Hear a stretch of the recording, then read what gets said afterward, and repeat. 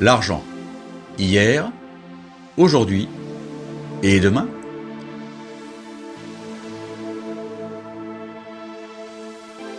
La version la plus courte de l'histoire de l'argent. Pendant des siècles et même des millénaires, l'humanité utilisait de la monnaie marchandise, le troc.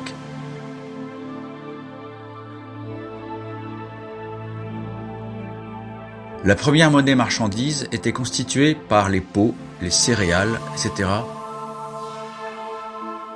et d'autres choses qui se sont avérées assez pratiques pour remplir la fonction d'équivalent universel. Avec le temps, la monnaie marchandise perdait sa qualité marchande. Elle s'est transformée en monnaie fiduciaire, pièces et billets de banque. La destruction définitive de la monnaie marchandise a eu lieu de notre vivant. Les accords conclus à la Jamaïque en janvier 1976 ont marqué la fin du système monétaire de Bretton Woods. L'étalon dollar-or, introduit à la conférence de Bretton Woods en 1944, a été remplacé par un étalon dollar-papier. L'or est démonétisé, c'est-à-dire qu'il n'est plus adossé au dollar. Il est balayé du monde de la monnaie. C'était le dernier lien entre le système monétaire et la monnaie marchandise. En fait, il n'y aurait pas de problème si cette marchandise fiduciaire travaillait vraiment pour l'économie réelle. Hélas, les maîtres de l'argent qui ont poussé à cette décision de remplacer le dollar or par un dollar papier avaient des objectifs qui n'avaient rien à voir avec le développement de l'économie réelle. Les maîtres de l'argent voulaient en fait devenir maîtres du monde. Les maîtres de l'argent sont les principaux actionnaires de la Réserve fédérale, la Fed.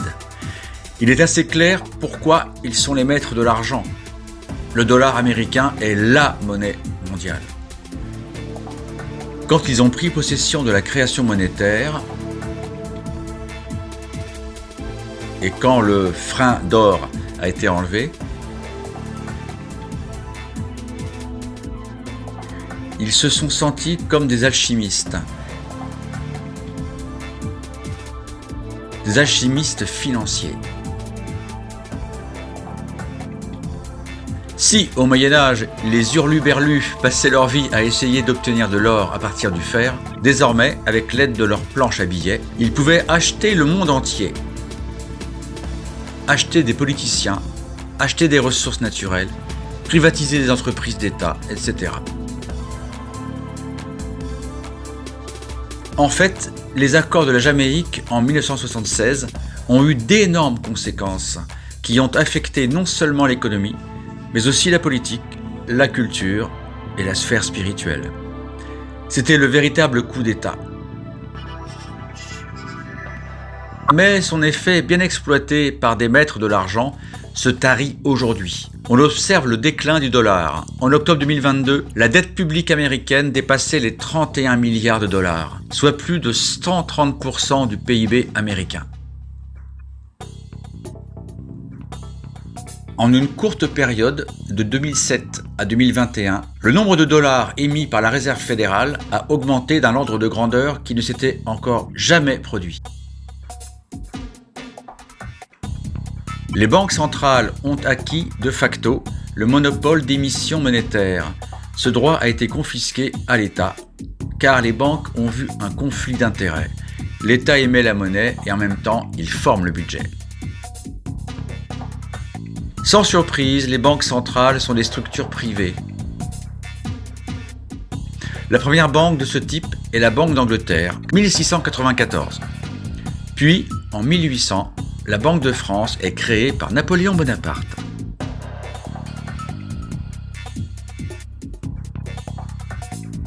La First Bank of the United States a été créée en 1791, en simultané avec la Révolution française.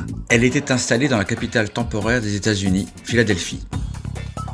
La Réserve fédérale a été créée en décembre 1913, toujours aux États-Unis, à l'aube de la Première Guerre mondiale. En réalité, il s'agissait de l'imprimerie privée de dollars à l'échelle planétaire pour la production d'argent en quantité illimitée.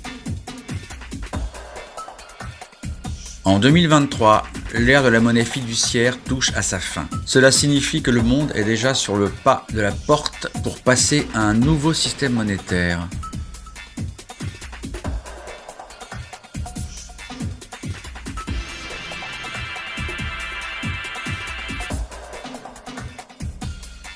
Quel est ce nouveau système monétaire? Ce sont les monnaies numériques des banques centrales. Les journalistes parlent parfois de crypto-monnaies des banques centrales.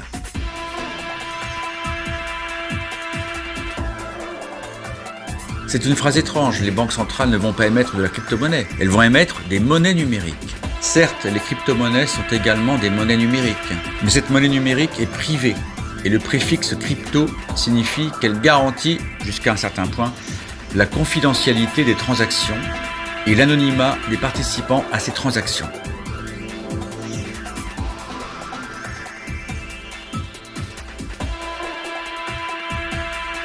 La monnaie numérique de la banque centrale, au contraire, aura une transparence à 100%. On parle d'une sorte de blockchain.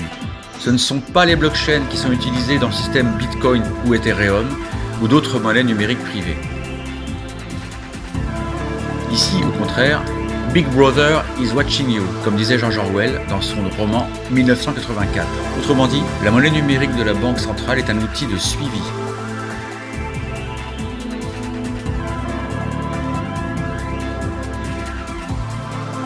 Et ce n'est pas seulement un outil de suivi, et ce n'est pas vraiment une monnaie. Il s'agit plutôt d'un nouveau type de paiement. Une question se pose. Est-ce un troisième type de monnaie? Jusqu'à maintenant, l'humanité se débrouille avec la monnaie fiduciaire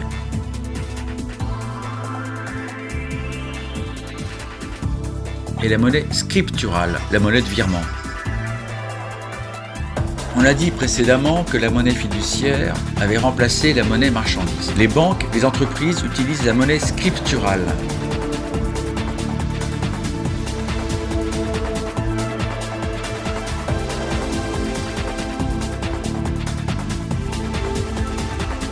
Pourquoi avons-nous besoin d'ajouter un autre type de monnaie?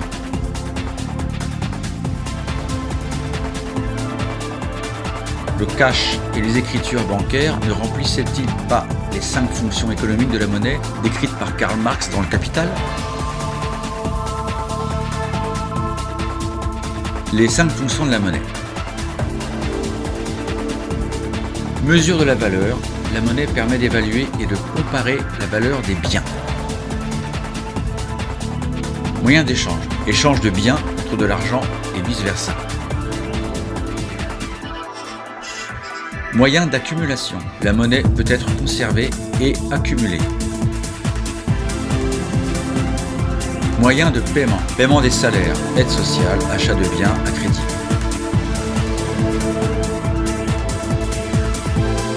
Monnaie mondiale, paiements internationaux, échange de devises.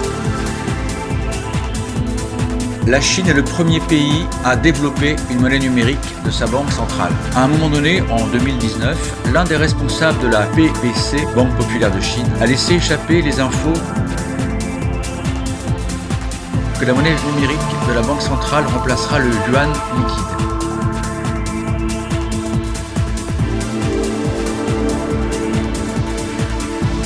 Il est clair que d'autres banques centrales préparent également leur monnaie numérique afin de remplacer les espèces.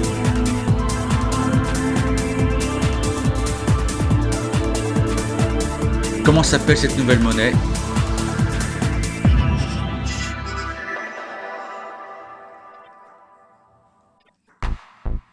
CBDC pour Central Bank Digital Currency, monnaie numérique de banque centrale.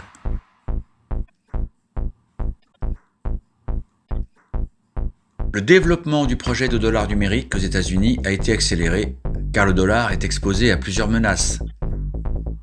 Les Chinois pourront lancer plus rapidement leur yuan numérique et la chaîne aura une occasion de gagner la course avec le dollar américain dans un virage serré. Les États-Unis peuvent avoir une crise de la dette souveraine parce que la dette nationale n'arrête pas d'augmenter. Une fois de plus, le Congrès américain va relever le plafond de la limite de la dette nationale. Et certains analystes disent même qu'il n'y aura plus de plafond du tout. C'est une voie directe vers le défaut souverain des États-Unis. En bref, ce sont des signes que le système centré sur le dollar est déjà pourri et vit peut-être non seulement ces dernières années, mais ces derniers mois.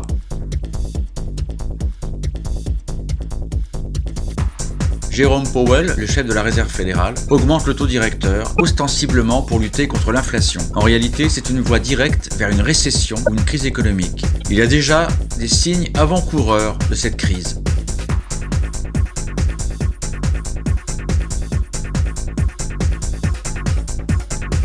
Il existe une théorie selon laquelle les États-Unis font tout pour que la régression de l'économie soit la plus profonde possible, encore plus profonde que la crise de 1929-1933. La suite de ce plan ?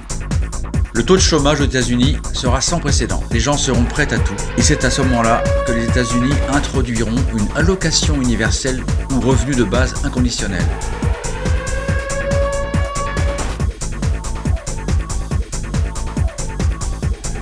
Cette allocation sera versée au peuple sous forme de dollars numériques dans leur portefeuille électronique.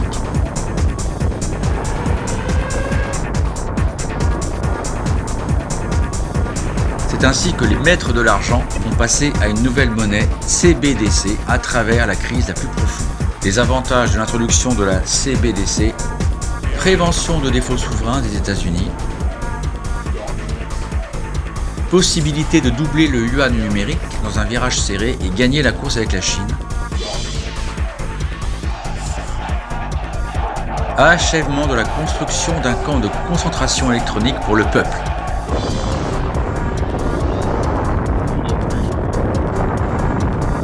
Vous n'aimez pas le terme « camp de concentration électronique », parlons alors de la monnaie programmable.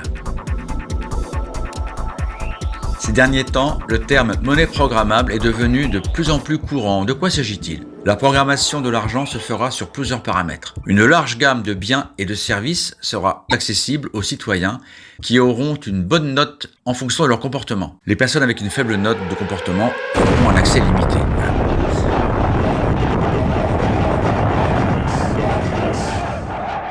La portée géographique de l'argent. Par exemple, pour les personnes ayant un crédit social élevé, les achats seront disponibles sur l'ensemble du territoire du pays. Pour les personnes jugées socialement peu fiables, l'argent ne fonctionnera que dans un rayon de 5 km de leur lieu de résidence.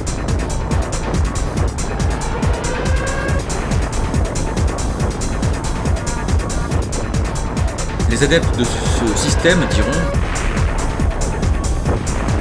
c'est génial, c'est un outil tellement merveilleux. Si une pandémie survient, nous pourrons immédiatement programmer la monnaie pour toute la population. Par exemple, définissons un rayon de 100 mètres du lieu de résidence, et si un fou indiscipliné essaie de sortir de la zone de quarantaine, il ne pourra même pas acheter un billet de bus ou de l'essence pour sa voiture. Ainsi, le respect du confinement sera garanti. Programmabilité de la durée de vie de l'argent. Nous sommes habitués au fait que l'argent peut être conservé et accumulé, c'est sa quatrième fonction économique, que l'argent est un capital et qu'il peut apporter des intérêts. Mais la monnaie numérique peut avoir une durée de vie limitée.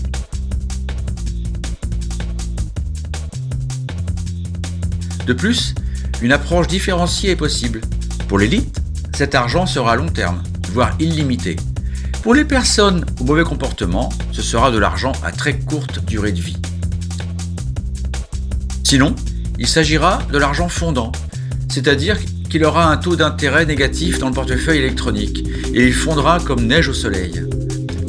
Le détenteur de la monnaie numérique sera incité à l'utiliser rapidement.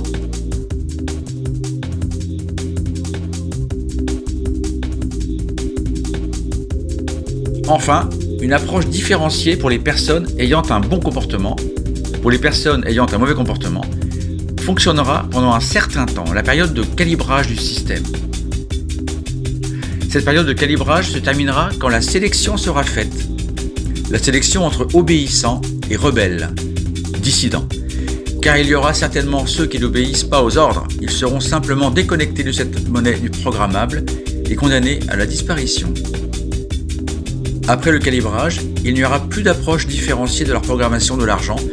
Tout sera pareil pour tous. Il y aura l'égalité.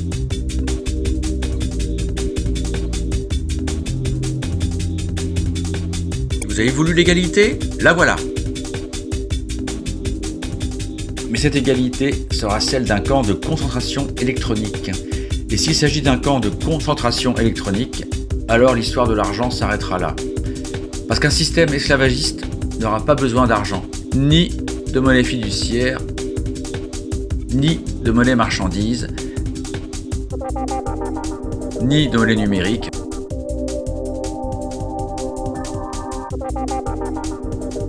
Rien. Aucun argent ne sera nécessaire. Et in fine, le puçage.